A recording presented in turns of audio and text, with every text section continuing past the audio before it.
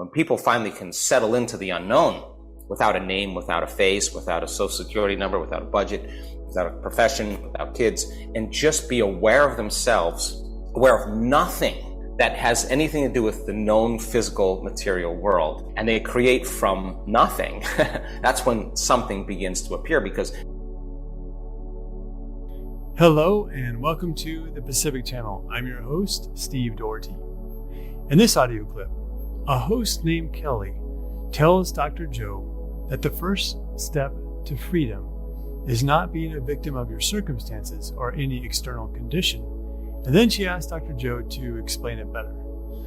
Dr. Joe will start off by saying to imagine feeling so whole that you no longer want anything. This is the state of mind that his advanced meditators are getting to on a consistent basis. So I would like to discuss what the goal is here before you listen to Dr. Joe, what the solution is, and how do you do it. A lot of this is going to be repetition to what you probably already know, but again, perhaps something I say or something that Dr. Joe says will help to fill in your own gaps of information. So what is the goal here that we are talking about? The goal really is to be your true, authentic self. That's it. The goal is to be your true, loving, powerful self more of the time during your conscious, awakened state than where you probably are now. Why?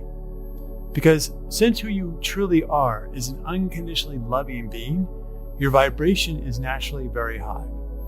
When you vibrate that high, you don't worry about anything and you trust in the universe to have your back. When you are your authentic self, it allows you to live life from the quantum field. And when you create from that state of mind, you are more easily able to create the life you want in our three-dimensional world of matter. And when you can do that, you'll be happier, more aware of your experience, and able to attract much more of what you want in life. You will no longer be the victim of your circumstances, and life will be a lot easier and more enjoyable. So then, the next logical question is, how do we do that? As Dr. Joe says, you must be aware of your awareness. You must become conscious of your thoughts, feelings, and actions. You need to be able to stand outside of yourself and objectively see yourself and what is really going on. Why? Because when you become the observer of yourself, you see yourself from the fifth dimension and are able to more easily direct your life in this three-dimensional reality. Why is this more difficult than it sounds? Let's listen to this clip and let Dr. Joe explain all of this. I'm your host, Dr. Joe Dispenza. Let's begin. And when you think about, or when you talk about, living in the future and keeping your eye on the future and not, and turning within and not being, a victim or at the whim of your external circumstances, that's the goal, right? That's the first step to freedom. But then, as all the enlightened masters teach us that, awakening or enlightenment or bliss is in the present moment, eventually I would imagine, and you could explain this better, as we start to keep focusing on the vision of the future and feeling those feelings, eventually we do collapse both, and we're in that present elevated emotional present conscious state at all times, and there's no future to go for. It's just now. Yeah. And imagine being so whole that you no longer want anything. We've measured this. Imagine feeling so connected to the emotions of your future. You've conditioned your brain and body into that state. If you feel like your future has already happened, you wouldn't be separate from it. In fact, you wouldn't even be looking for it. Why would you look for it if it felt like it already happened? That's when the magic happens. That's when you move closer and closer into the present moment. And if that singularity point, that source energy, the all in all, the universal mind, whatever you want to call it, pure love, as you move closer to it, then the process of creation, the process of healing, the process of doing, having a mystical moment would be an arousal also. But the arousal wouldn't be fear. The arousal wouldn't be pain. The arousal wouldn't be aggression or anger. The arousal is actually ecstasy. And we've actually caught this on so many brain scans that if you're in that state, why would you want to leave the moment? You just, and that's, you're moving closer to source. And when that happens, you experience oneness. And oneness is when your consciousness actually merges with the consciousness of the all in all. And that should be an arousal, and that should be an awakening. And the amount of energy that we capture in the brain when this occurs, the amount of information being exchanged between the brain and the heart is way, way, way outside of normal. So getting to the sweet spot of the generous present moment takes quite a bit of awareness and energy, because most people wake up in the morning and their brain is a record of the past. They start thinking of their problems. Those problems are associated with the people that they know, the things that they have to do, places they have to go at certain times. And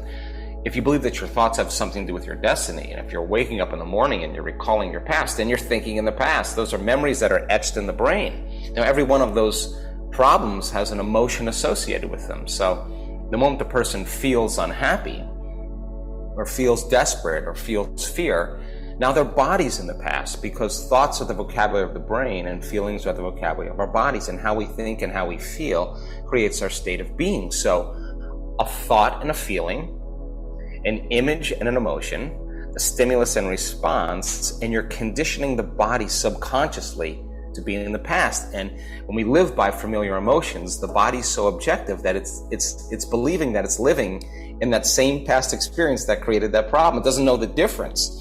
And if the environment signals the gene, and the end product of an experience in the environment is an emotion, we're signaling the gene without the environment. And if those stress hormones dysregulate or downregulate genes and create disease, now you're headed for a genetic future, right?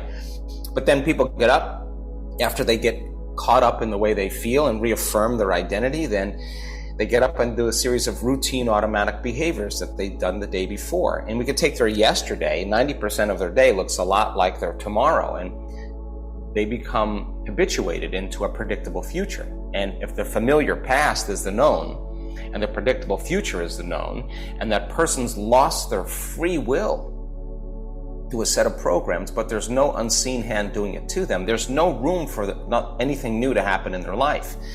Then if the familiar past is the known, the predictable future is the known, there's only one place where the unknown exists, and that's the sweet spot of that generous present moment. And people do meditations, Kelly, and they say, oh, I can't meditate. You know, they go, oh, my mind's all over the place. Oh, I got to get up. I got to check my emails. I got things to do. I got a baby. I got kids. I got a job. And they buy into the thought that they can't meditate, or it's too hard, or something's wrong with them, or they need a brain scan, whatever. And really, that's just the thought that's causing them to stay in the known. On the other side of that thought is freedom. And when a person is saying, oh my God, it's 8 o'clock in the morning and I'm sitting meditating, this is normally when I get in traffic and I throw a tantrum. The body's used to that. Don't you think that at 8 o'clock in the morning, the body's going to be looking for that arousal? And if you're not getting it from your outer environment, it'll call up a memory so that you can feel that emotion. And if you catch yourself doing that and you settle the body back down into the present moment, that's the moment you're telling the body it's no longer the mind, that you're the mind, and that's a victory.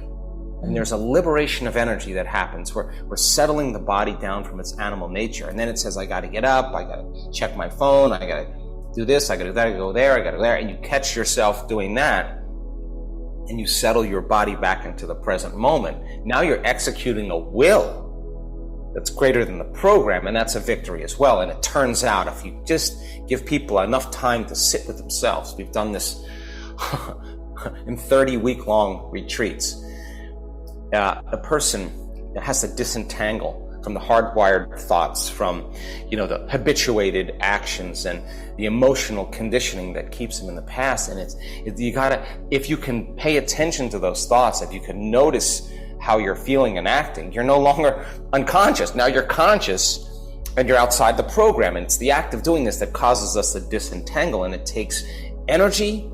And it takes constant awareness. And you could be a vegetarian, you could be young, you could be old, you could be gluten-free, you could be wealthy, you could be poor, you could be white, you could be black, you could be yellow, you could be anybody you want. You can get a lot of things done. There's not a lot of possibilities equal to your imagination. Now, when people finally can settle into the unknown, without a name, without a face, without a social security number, without a budget, without a profession, without kids, and just be aware of themselves, aware of nothing that has anything to do with the known physical material world, and they create from nothing. That's when something begins to appear, because nothing is the fundamental ground for everything physical and three-dimensional. So teaching people how to do that, to get to that present moment, is the art. And once people actually can get there, they actually no longer really want anything. All the things they thought they want, they no longer want, because they feel like they have them. And I would say that's a really good place to be. So, Dr. Joe used the example of driving to work at 8 a.m. every day, where when you drive, you're used to having to fight with others in traffic to get to your job. And what he says is that your body is so addicted to the chemicals and cortisol, stress hormones that are created while driving to work, that if you have a day off at the same time of 8 a.m. in the morning, your body and or your subconscious mind will purposely feed you a thought to match that vibration of being in traffic, just so your body can satisfy its craving for the normal chemicals and molecules that it produces at 8 a.m. driving to work every day.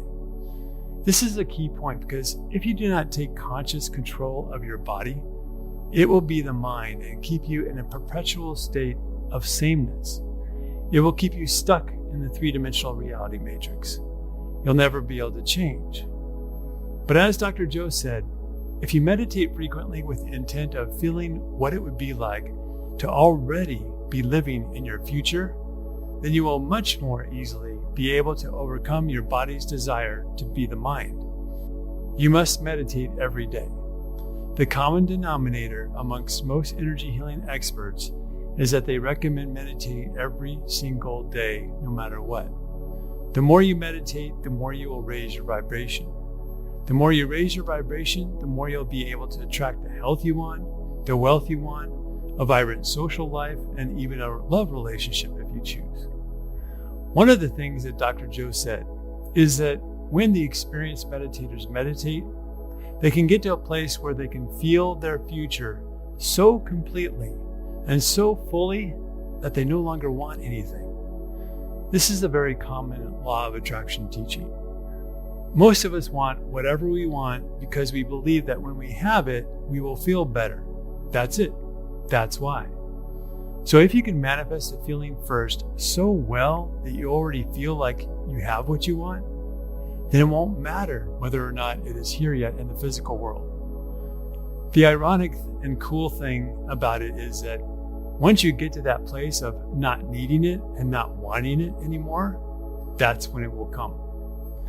This happens because you no longer offer up any resistant thoughts of doubt to the universe, so it will come to you much more quickly.